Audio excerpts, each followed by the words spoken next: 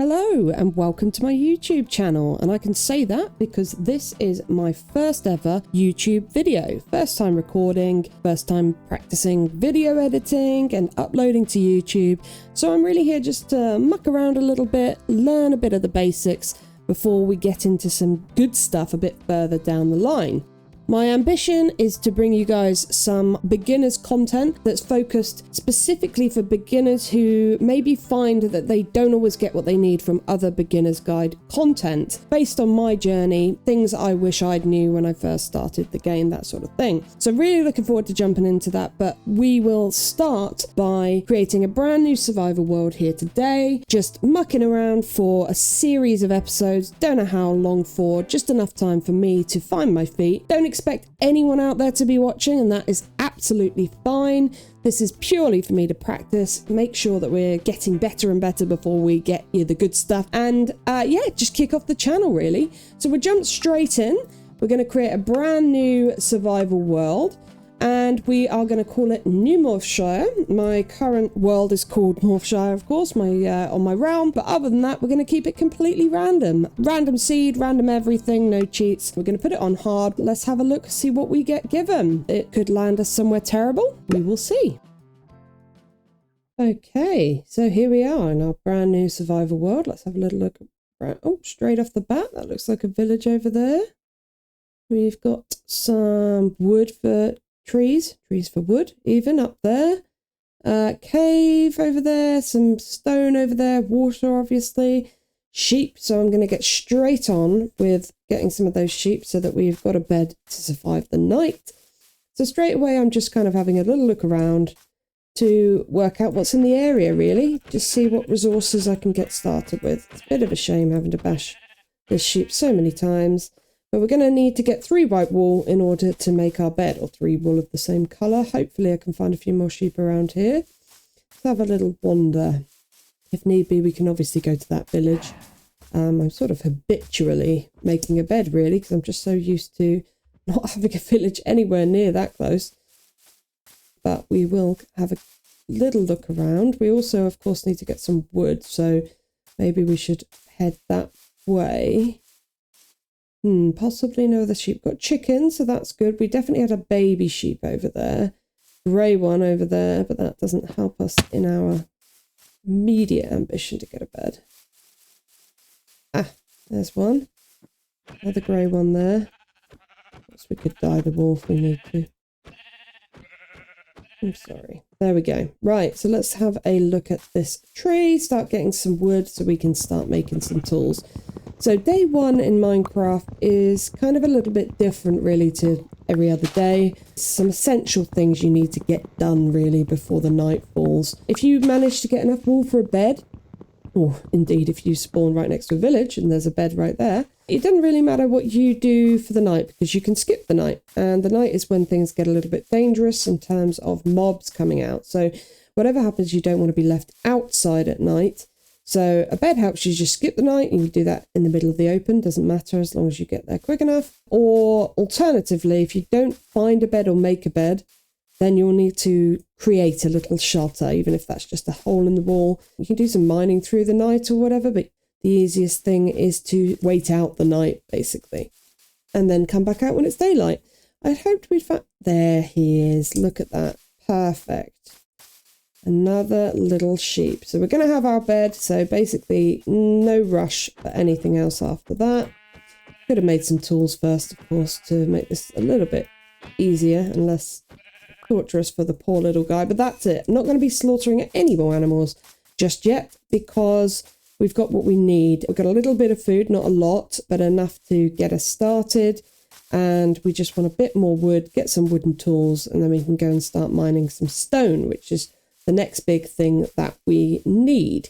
We basically, thinking about stone and wood tools and stone tools, we don't want to use wood tools for basically any time at all. We're going to make the bare minimum out of wooden tools, and then we're going to go straight onto stone. So actually we're probably going to call that, let's turn all of those into planks for now, because why not? We're going to make a crafting table just there, put that down. And let's have a few sticks.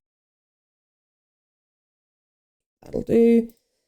So we're going to, for now, we're just going to make a pick because we don't need to get any more wood just yet. All we're going to need, obviously it would have been ideal if I'd have had an axe for that, but we're going to make a wooden axe real shortly. So we're going to just go straight back up to that stone or sheep. That's good. So we'll be able to breed those up. We will be setting up farms for pretty much everything throughout the course of the game, depending on how long we stay in this world. Never know, it could be my new forever. But we'll have some automated farms, lots of redstone contraptions and all that good stuff in good time. I'm going to leave this copper here for now because we don't need it and we've got no inventory management whatsoever at the moment, of course. So we will just leave it there. Of course, we don't have any silk touch at the moment, so this is only going to drop cobble, not stone, but that is perfectly fine for this stage of the game. I'm also looking for hopefully some coal. Should find some if we dig in here long enough. I'm going to just run this wooden pick into the ground, I think. Just burn it out completely, getting as much stone as we can get. And then I will head over and craft some stone tools.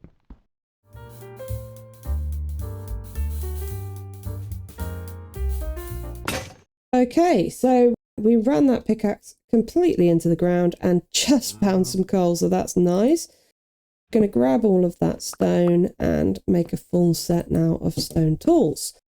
Of course, we want to move on to iron tools super quick as well, but for now, stone is going to do us just fine. We're also going to need to start thinking about cooking or smelting so that we've got some food. That's going to come around real quick.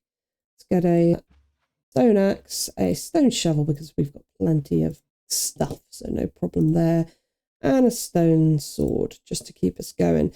Because we're going to be doing a bit more mining, I might just throw another stone pick at us for now. So we've got the stuff.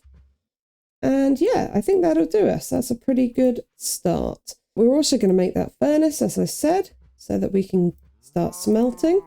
And we will need that coal for that. So luckily we got that on the final block. And we can use our stone pick now, which is obviously considerably quicker, although still very, very slow by any other standards.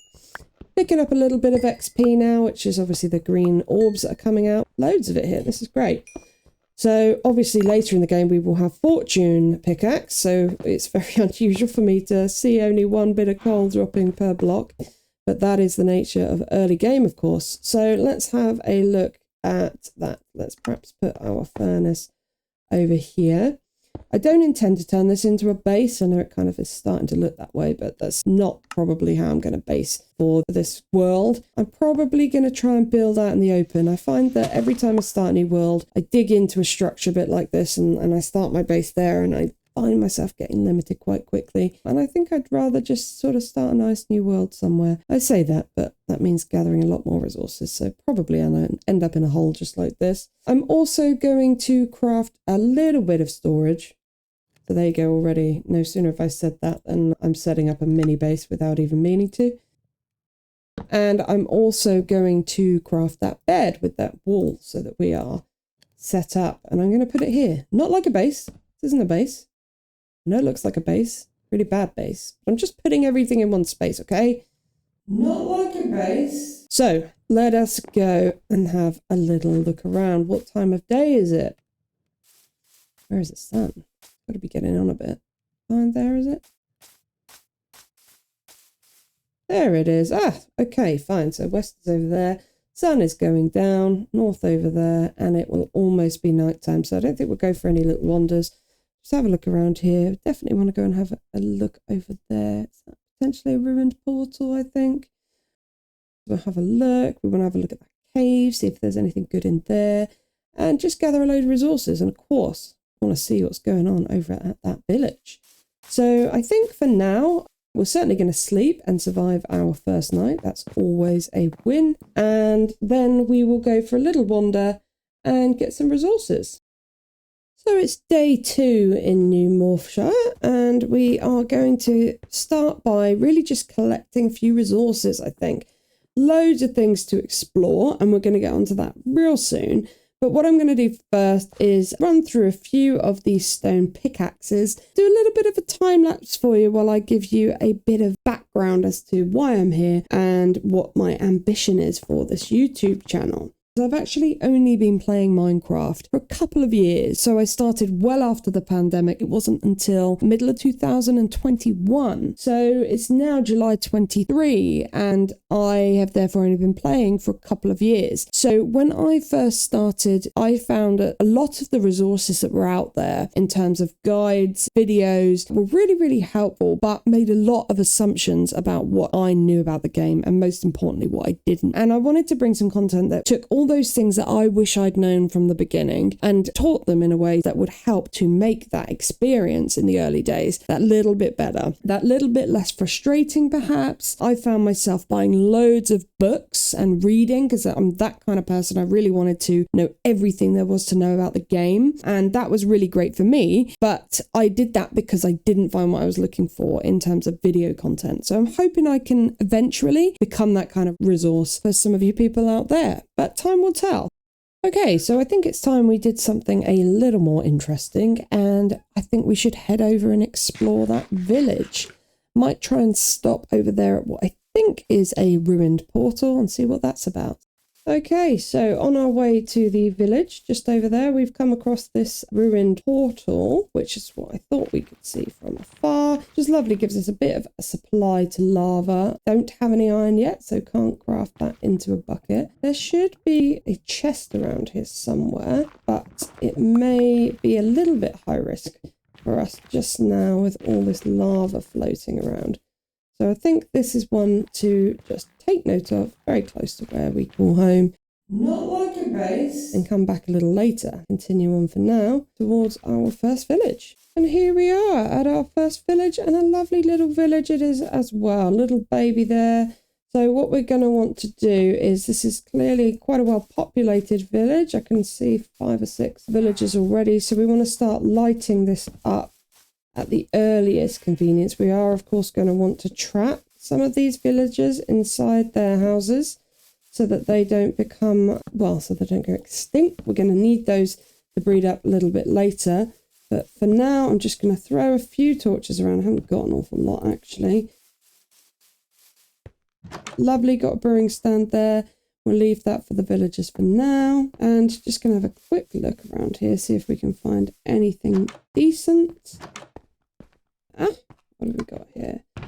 Lovely. Lots and lots of obsidian, which is really good because we are going to want that for a portal. We've got some bread, an iron chest plate, which is a really great start, and an apple, which we will probably make golden at some point. So I think we'll just take that chest with us. That's a really good first chest find, really. We do want a grindstone, but for now I'm going to leave that with these guys as a trading block because we can make that easy enough. Oh, lovely. What we got here? Nice. Load more apples. We love that. A couple of potatoes. We will take that chest with us. And that's it for us. That's okay. I'm really happy with that. I think that was a good little find. We need to come back and light this place up a great deal. But I think for now we should probably head back and, yeah, take stock of what we got. First things first, though. Let's stick that on. Finally get a little bit of defense. Nice. Okay, just a little bit behind our spawn point, we found a forest, which is really handy because we do need a lot more wood. So I'm just gonna come and collect a load of wood. We want to pen off some animals. So I'm just gonna get enough wood to make some fences, basically. And now we've found our second wood type, which is really quite nice. And it's birch. I love birch. Nice light wood, the lightest wood there is in the game. And this gives us quite a few more options. We've now got access to oak and birch. I'm hoping when I go back over there in a minute we'll get some birch saplings. Of course, trees drop saplings when you cut them down, and typically they'll drop more saplings per tree. So, you know, one oak tree that you cut down might drop 2 or 3 oak saplings, and therefore you should be able to have an infinite and endless supply of wood after only finding a few of any one tree type. Of course, those take some time to grow, so I planted a few saplings back at the base.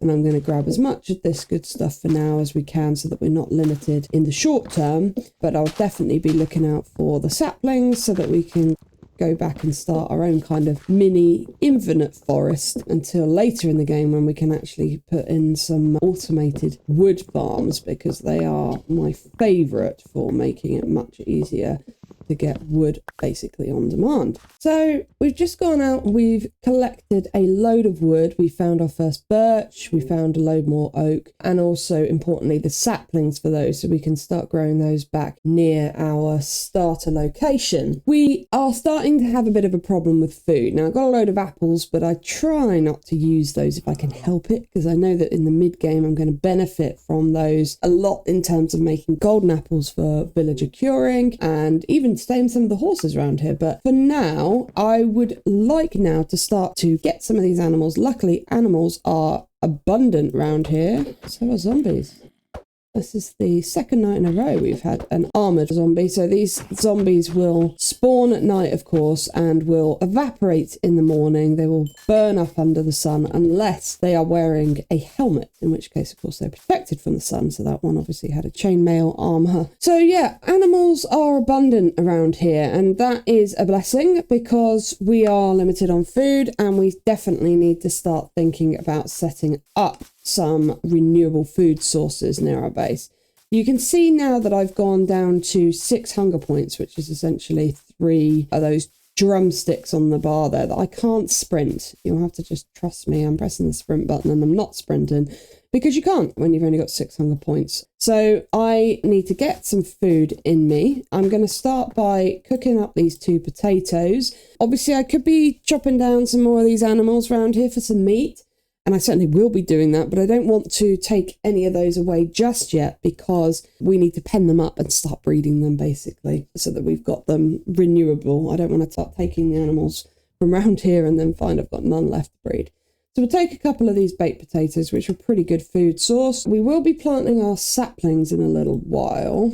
In fact, let's get those going now because I'd rather have access to these. I've put a few over here, oak saplings, but they need to grow and they will only grow when you're near them, basically, within the area. And I'm not here very often. And as I'm going to be here building a little animal pen somewhere, I might as well get them growing so that I've got access to some wood. Now, this is not going to be my base, I promise, in there. So we're going to now have a little look around and start to plan what might be a base and where we're going to put our renewable meat farm. That sounds horrible, doesn't it? Cow farm? Animal farm. And also some crop farms. So I'm having a look around here and I'm thinking, this is a nice big flat area. It's a little bit hilly. I'd prefer it was on the top of a hill rather than in a valley, but could be something a bit different. I kind of like this area. I'm going to just have a look at the other side of this little hill. Because also we want water. Yeah, we've got a lot of options here. I'm going to have to give this some thought as to how I want to plan it. Of course, we can knock this hill through, so that's not the end of the world, or perhaps tunnel through it or something cool. I certainly want to have access to the water. I want to be going into the water and exploring it regularly, so I don't want to be miles away from the sea. I do quite like this little area. I'm quite drawn to it. I think this is going to be a good area to make a starter base. So in reality, wherever I put this initial little farm, crop farm, you know, cow farm, pig farm, all that, it's not going to last forever. I like to think it will, but it never does. I typically will knock it down fairly quickly because I'll get access to redstone and then I'll be building a load of automated contraptions. So we've come down near the water in order to find some water to plant some crops. And we found this little area here and we've put some seeds in to start growing some wheat. It's not ideal because we're a little bit of a way from the base, but we don't have any buckets at the moment to move that water. So for now, we're going to have to grow it here and move it a little bit later.